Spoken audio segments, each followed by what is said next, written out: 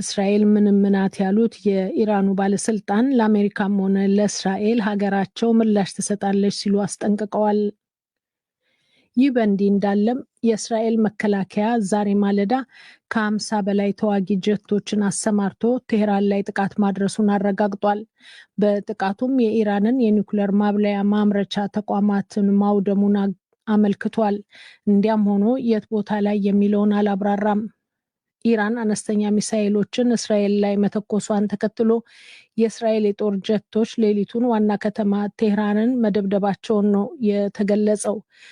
የእስራኤል ጦር ቃል አቀባይ ብርጋዴር ጀነራል አይፍ ደፍሪን ሁኔታውን አስመልክተው በሰጡት መግለጫ ለ3 ሰዓት የዘለቀውን ጥቃት እንዲህ ዘርዝረዋል። እግሩን ክፍሎች ለማበላሸት ቀደም ሲል ያካሄድናቸውን ዘመቻዎች አካል ነው። አክለውም ዛሬ ማለዳም የእስራኤል የአየር ኃይል ጀት የኢራንን 5 የጦር ሄሊኮፕተሮች ለይቶ ማጥቃቱን ተናግረዋል። ቃል አቀባዩ እንደተናገሩት ሄሊኮፕተሮቹ የእስራኤልን አውሮፕላኖች ለማጥቃት ያለሙ ነበሩ። የኢራን ባለስልጣናት በበኩላቸው በሁለቱ ሀገራት ግጭት ውስጥ አሜሪካ ጣልቃ ሳትገባ እንዳልቀረች እየተናገሩ ነው። በሺዎች የሚቆጠሩ የአሜሪካ ወታደሮች የኢራን የጦር መሳሪያ በሚደርስበት ርቀት በሚገኙ ሀገራት ውስጥ መኖራቸውን በመግለጽም የአጸፋ ጥቃቱ ለአሜሪካም እንደሚተርፍ እየዛቱ ነው።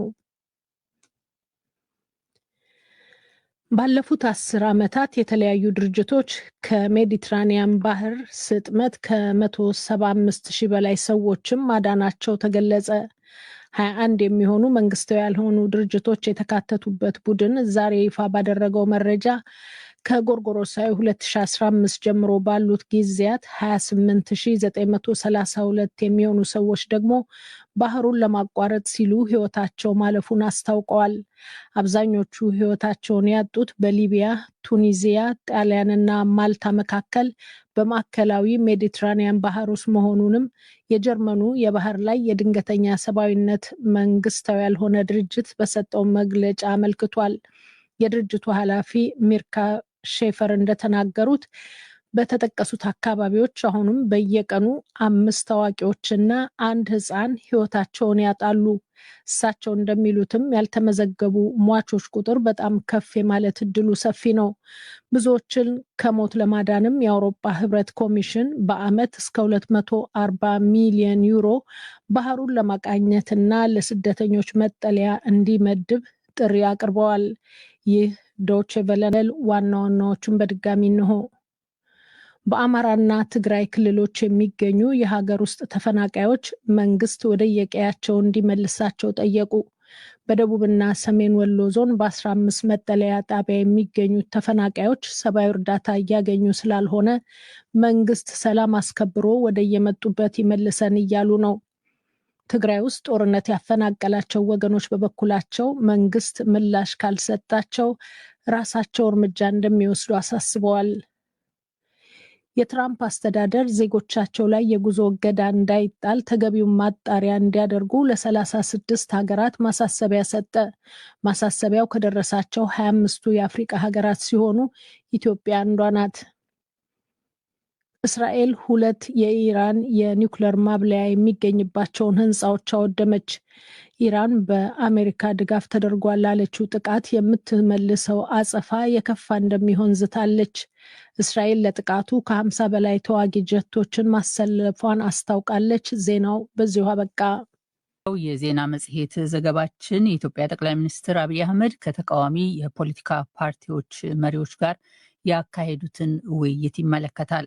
የኢትዮጵያ ጠቅላይ ሚኒስትር አብይ አህመድ ዛሬ ረቡዕ ሰኔ 11 ቀን 2017 ዓ.ም ከተቃዋሚ የፖለቲካ ድርጅት መሪዎች ጋር በወቅታዊ ሀገራዊ ጉዳዮች ላይ ተወያይተዋል። በሌላ በኩል ግብዣውን ያልተቀበሉ በውይይቱም ያልተሳተፉ ፓርቲዎች መኖራቸው ታውቋል። እያንዳንዳቸው 4 ተወካዮችን እንዲያሳትፉ እድል ከተሰጣቸው ፓርቲዎች አንዱ ኢህአፓ ጥያቄ መጠየቅ እድል አላገኘሁም፣ በሌሎች ፓርቲዎች የቀረቡ ጥያቄዎችም መሰረታዊ አይደሉም በሚል ጠቅላይ ሚኒስትሩ ማብራሪያ ከመስጠታቸው በፊት ተወካዮቹ መድረክ ረግጠው መውጣታቸውን አስታውቋል። ጠቅላይ ሚኒስትር አብይ አህመድ የፖለቲካ ፓርቲዎቹ ከየመጡበት አካባቢ የሚነሱ የተለያዩ ሀሳቦችን በማዳመጥ ግብዓት ለመውሰድ የታለመ ያሉትን ውይይት ማካሄዳቸውን አስታውቀዋል። ሶሎሞን ሙጬ ከአዲስ አበባ ተጨማሪ ዘገባ አለው። የኢትዮጵያ ጠቅላይ ሚኒስትር አብይ አህመድ ግብዓት ለመውሰድ የታለመ ያሉትን ውይይት ዛሬ ከፖለቲካ ፓርቲዎች አመራሮች ጋር ማድረጋቸውን አስታውቀዋል። እያንዳንዱ የፖለቲካ ፓርቲ 4 ተወካዮች እንዲያሳትፍ እድል በተሰጠበት በዚህ መድረክ ላይ ከተሳተፉ ፓርቲዎች መካከል የቦሮ ዴሞክራሲያዊ ፓርቲ ሊቀመንበር ዶክተር መብራቱ አለሙ የተነሱ ጉዳዮች ምን እንደነበሩ ለዶይቼ ቬለ ጉዳይ እና መንግስት ይህን ነገር ለመፍታት ያለው ቁርጠኝነት እንደሚመስል በብዙ ፖለቲካ ፓርቲ አመራሮች ተነስቷል። ከኑሮ ውድነት ጋር ተያይዞ ያለው ኢኮኖሚክ ኢሹ ተነስቷል እና የሌብነት ጉዳይ ደግሞ ከጎረቤት ሀገራት ጋር ያለን የዲፕሎማቲክ ግንኙነት በምን ደረጃ ላይ እንዳለ፣ ቀጣዩ ምርጫን አስመልክቶ ያለው ዝግጁነት፣ ከዛ ማለፍ ብሎ የማንነትም የወሰን ጉዳዮች እና ተፈናቃዮችን በተመለከተ በስፋት የተነሱ ሲሆን ጠቅላይ ሚኒስትሩ በእነዚህ ዙሪያ ሰፊ ማብራሪያ ሰጥቷል ማለት ነው። ወሳኝና ጠንከር ያሉ ያሏቸውን ጥያቄዎች ይዘው ቀርበው እንደነበር፣ ሆኖም ጥያቄዎችን ለማቅረብ እድል ማግኘት እንዳልቻሉ የጠቀሱት ሌላኛው የመድረኩ ተሳታፊ የኢሃፓ ስራ አስፈጻሚ አባል አቶ ይስሐቅ ወልዳይ በመድረኩ በመንግስት የተከናወኑ የልማት ስራዎችን ማወደስ ይበዛ ነበር ሲሉ፣ በዚህ ምክንያት ጠቅላይ ሚኒስትር አብይ ምላሽ ከመስጠታቸው በፊት ውይይቱን አቋርጠው መውጣታቸውን ተናግረዋል። የህዝብ ጥያቄ ያልሆነ ሀገራዊ ጥያቄ ያልሆኑ ወደ መፍትሄ የሚሄዱ ሳይሆን መወደስ የበዛባቸውን ጥያቄዎች ምላሽ ለመስማት ፈቃደኛ አይደለንም። ይሄ ኢህአፓም አይገልጽም፣ ሀገሪቱ ያለችበት ሁኔታ የሚገልጽ አይደለም፣ ለህዝባችንም የሚመጥን አይደለም ብለን ገና ሊጀምሩ ሲሉ ጠቅላይ ሚኒስትሩ ረግጠን ወጥተናል። ይህንን እንድትወስኑ ያደረጋችሁ ያላቀረባችኋቸው ጥያቄዎችስ ምን ነበሩ ብለንም ጠይቀናቸዋል። እየተደረጉ ያሉ ደም አፋሳሽ ጦርነቶችን መንግስቱ ይህን ጦርነት ለማቆም ሀሳብ አለው ወይ ወይስ ስልጣኑን በጦርነት ብቻ ነው ማስቀጠል የሚፈልገው? ሁለተኛው ደግሞ በተለይ በዚህ በኑሮ ውድነቱን ህዝቡ እየተሰቃየን ያለው በፖለቲካ አመለካከታቸው የታሰሩ ፖለቲከኞች፣ ጋዜጠኞች፣ ማህበራዊ ሚዲያ አንቂዎችን በአስቸኳይ እንዲፈቱ የሚል ጥሪ ያለበትም ጭምር ነበር። የዚህን መድረክ ግብዣ ሳይቀበሉ በውይይቱም ሳይሳተፉ ከቀሩ ፓርቲዎች መካከል ኦፌኮ አንደኛው ነው። ሊቀመንበሩን ፕሮፌሰር መረራ ጉዲናን ለምን ከዚህ ተሳትፎ እንደታቀቡ ጠይቀናቸው ነበር። ከገባንበት አጣብቂኝ ምንም የሚያወጣን ስላልመሰለን ነው። ብዙ ትርፍ የለውም ብለን ያው ከብሔራዊ መግባባት ከሚባለውም ከዚህኛውም ጋር ተመሳሳይ ነገሮች ጋር ትተናል ማለት ነው። በውይይቱ በመሳተፍ ጥያቄ ማቅረብ ለምን እንዳልፈለጉ የተጠየቁት ፕሮፌሰር መረራ ጉዳዩ ውይይት አይደለም የሚል ምላሽም ሰጥተዋል።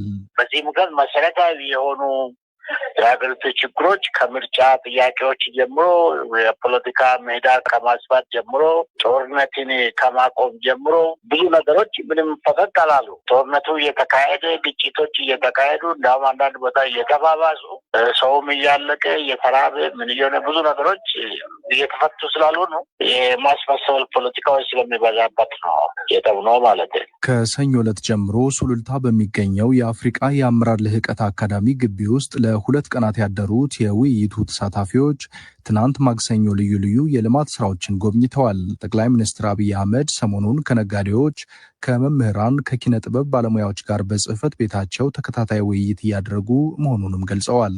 ለDW ሰለሞን ሙጬ ነኝ ከአዲስ አበባ።